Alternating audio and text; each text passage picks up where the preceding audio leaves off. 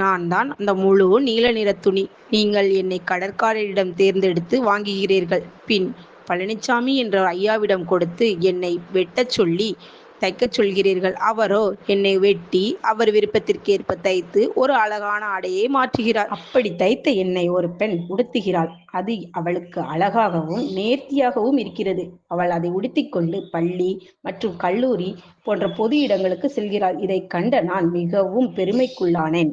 பின்பு அவளது அம்மாள் என்னை ஆற்றங்கரையில் எடுத்து சென்று போய் ஒரு கல்லில் வெளு வெளு என அடித்து துவைத்து அதை வெயிலில் சுட்டெரிக்கும் வெயிலில் என்னை காய வைக்கிறாள். அப்படி காய்ந்த எண்ணெய் புகை பறக்கும் இஸ்திரி பெட்டியை வைத்து அயன் பண்ணுகிறார்கள்.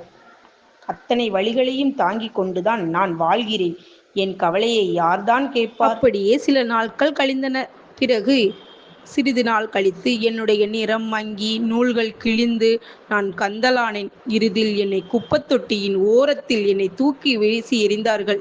இதுதான் என் வாழ்க்கையா? நான் அவ்வாறு கவலையாக இருக்கும் பொழுது அங்கிருந்து பருத்தி கேட்டது. என்னம்மா அங்க சத்தம் என்று.